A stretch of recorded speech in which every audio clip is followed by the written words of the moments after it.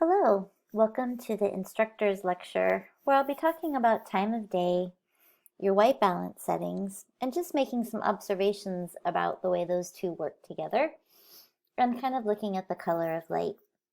So this lecture, we're going to investigate the color of natural light, examining the time of day, lighting conditions, either you're in the shade or when the sun is rising, the sun is setting, overcast skies, direct sunlight, all of those different times of days or weather conditions give you a unique Kelvin temperature, atmospheric temperature, which then translates down to your white balance. And so your camera offers these presets, which is auto, daylight, shade, cloudy, flash, fluorescent, tungsten, also known as incandescent, which is usually like your indoor light bulbs. And then of course there's manual or custom white balance, which I'll also talk a little bit about. Some photographers like to use natural light to really support their concepts and their visual self-expression.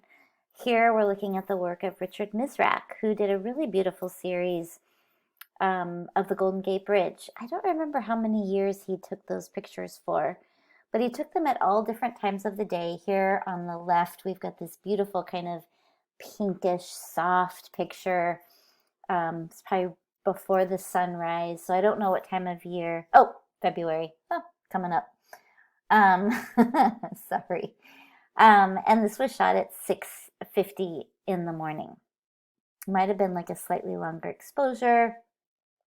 He usually uses a large format 8x10 film camera, which is one of the reasons why his images are more of a square size. But he was really interested in kind of observing these concepts of the quality of light, the changing colors, and, depending upon the weather, if the sun is being blocked by a cloud or if it's raining. And you'll start to notice this hopefully as you pay attention more to the concepts that I want you to think about with this week's learning unit.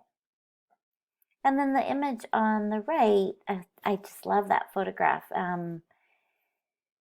It's something that's very specific to the weather. And so here it's more about the sun is about to set, but it's predominantly behind those dark clouds. And you're getting those rays of light through the clouds that are like full of water.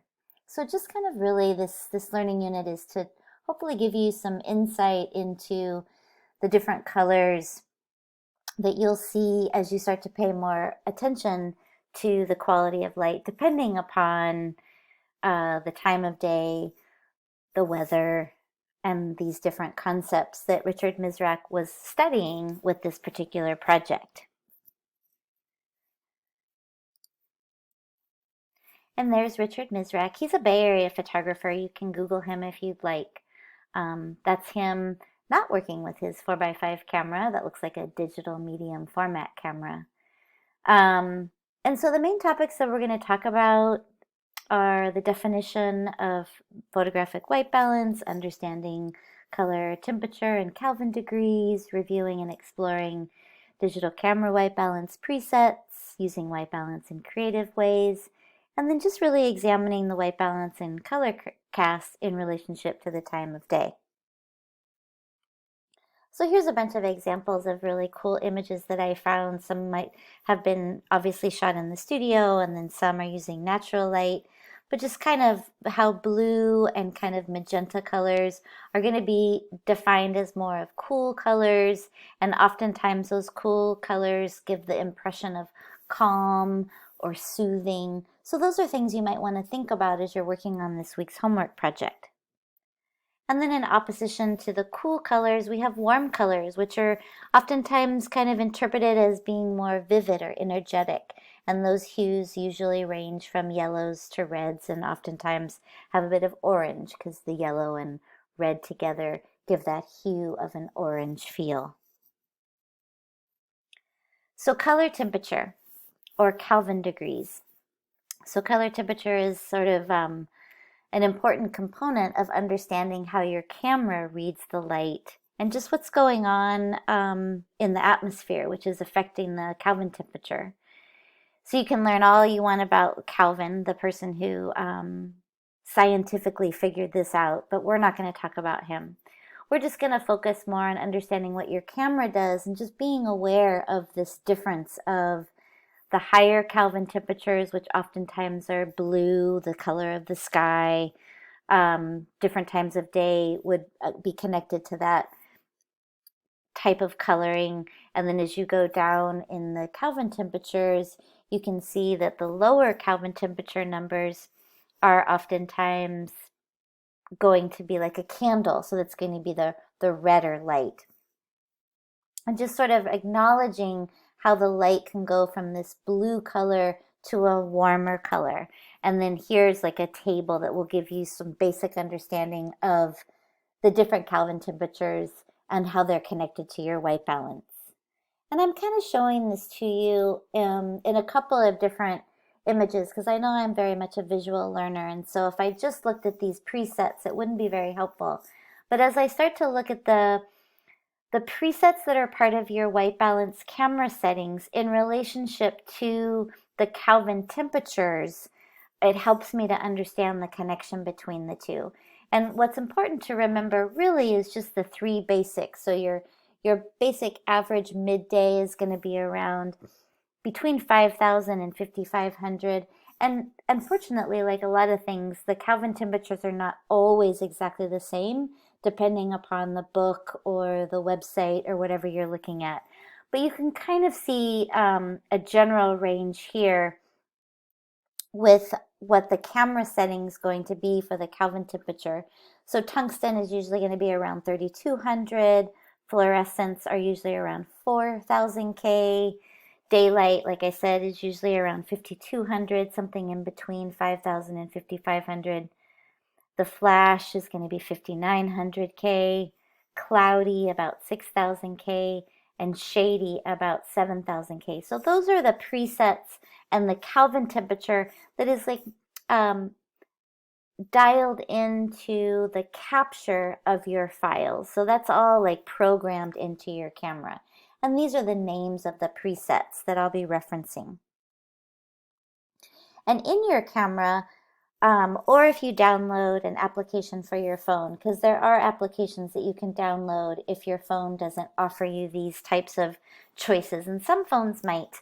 You can kind of see all the different ways that these white balances are represented.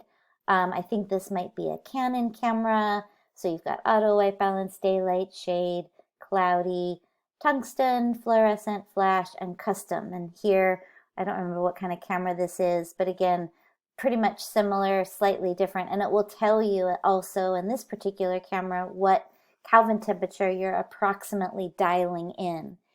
And something a lot of cameras also offer, which you might want to make note of when you go to be creative with your white balance, is if you click on, let's say, for example, the shade icon, which would give you approximately 7,000 K, you can then jump into, sometimes there's a color temperature, I'm going to call it a palette, that you can go in and move around.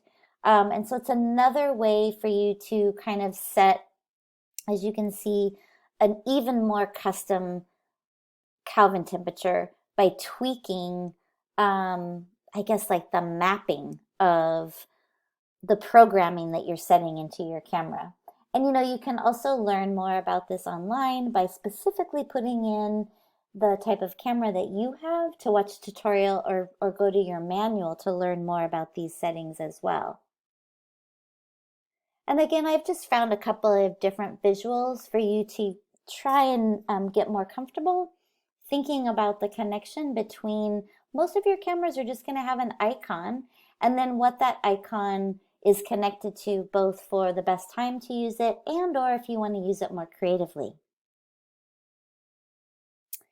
And another visual representation with some photos that are connected to it. So this would be a scene. This is one scene in the daylight. So daylight is going to potentially be the most neutral, and how the color changes depending upon what setting you have, because your camera is programmed to automatically include the filtration into the file settings when you take a picture.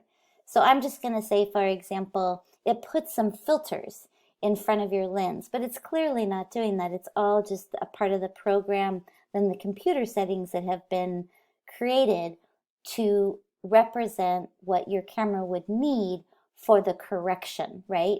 So if you're not shooting under incandescent light, but you have your camera set to daylight, your camera is still going to add these filters that are not necessary and make your image blue. Or for fluorescent, which oftentimes, depending upon the fluorescent type of lighting that you're taking the picture in, it might be a greenish color. So it's going to add a purpley blue filter to correct for getting it back to being neutral. So this is just, again, giving you a visual example of what your camera's doing, and this is what you're going to experience when you do the homework. So one of the things that's cool about learning about white balance and how easy it is to change it in your camera and set it up differently is auto white balance oftentimes isn't going to be able to find a pure white, which is what auto white balance wants to look for, to be able to get the right color. So here's an example of if you just took a picture of this flower using your auto white balance, it wasn't able to find something neutral in the frame to be able to correct for the conditions in which you're under. Whereas if you just set your white balance to cloudy because you're in the shade, and the shade is oftentimes a bluer color, that yellow filter would correct for it, whereas auto white balance will not. You might have seen that before when you take pictures of your friends in the shade. So here we are in the shade, and under auto white balance, it's giving you this very bluish tone because your camera is having a hard time finding anything neutral. And this is pretty true for a lot of white balance conditions. If your camera can't find the correct something neutral in the frame, it's going to really have a hard time figuring out what filtration it needs to give you an image that's correct or looks like the scene in front of you. So by learning about your white balance and some of the Kelvin temperatures, it will give you more control to have more accurate colors in your images, especially if you're shooting in JPEG. And even if you're not shooting in JPEG, understanding this stuff can be helpful for lots of different reasons. And here's just kind of a roundabout, which you'll be also doing for the homework, is you'll be working in at the light source, which will be daylight, and then you'll be using the presets that are available on your camera. And you'll see how different each color is just simply by changing your white balance. And the same for, kind of the opposite, which here we have the light source being a candle. And again, navigating your presets, which we've got tungsten, fluorescent, daylight, shade, and we're also in this particular slide showing if you had your Kelvin temperature set, because you can just change your Kelvin temperature, or if you use custom white balance, which is something I'll talk about in just a sec. Right now, as a matter of fact. Sorry about that. So your custom white balance setting is a really great tool. Even if you're shooting in RAW, it's still going to put some information in your file that would be really helpful when you're doing post-production. So basically less work later. And setting your custom white balance just might be something if you're working in the studio with a client and you want your JPEG files to look correct. Knowing how to set your custom white balance is a tool. You can use it creatively, or you can just use it to get a really neutral white. And you can see here that under the lighting situation that this photograph was made, auto white balance didn't work. It made it very yellow. Whereas the custom white balance made, in this particular situation, the egg and the caviar, a very neutral color. It's not that hard to learn how to set your custom white balance. It just takes a few steps. Again, I've included a lot of videos in the learning unit, so you can watch those. The one thing I wanted to mention is that you really, whatever you're photographing, you need to fill the frame, like what I've done here. showing you in this example, to be able to navigate the steps. And so when I use my custom white balance, I actually turn my autofocus off because I want to get really close to potentially the white piece of paper that I'm photographing to be able to set my custom white balance. And remember, you have to change your custom white balance for whatever lighting condition you're under. So you need to, if you're, for example, if this was your photograph, you would need to set your custom white balance exactly under the same lighting conditions that you're making your photograph. So I couldn't set my custom white balance by stepping 5 feet away from this particular lighting situation. I really need to be right up underneath kind of the light that's falling on my subject. That's why I'm suggesting that you don't use focus. You just get your camera as close as you can to get something that's white. And you might need to overexpose because your camera is going to make it a little bit gray. And you really want that, that photograph that you're going to point your camera to saying that this is the white color I want. You need it to be white. So you're probably going to need to overexpose that initial image by about a stop or two. You want it to be really white.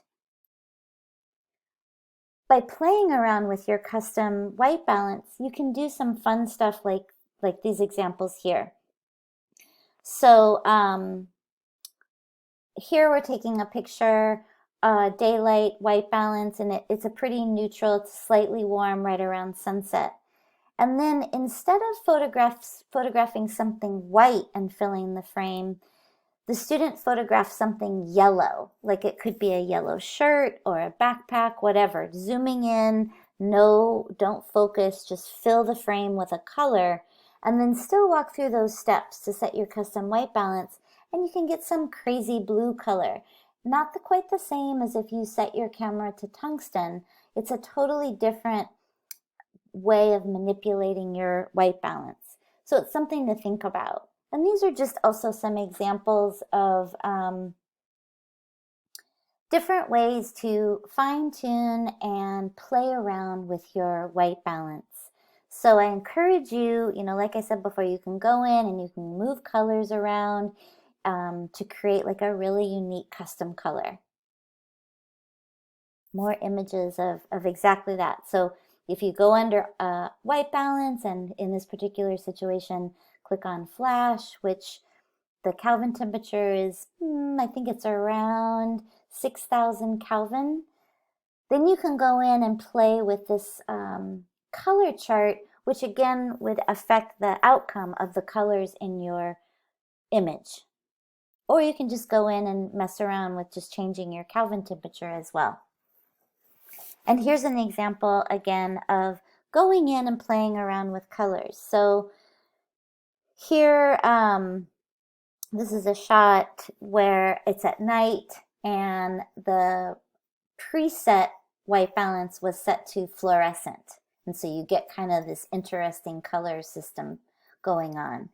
And then the student decided to photograph something green, filling the frame, and using the custom white balance steps to create this crazy magenta color.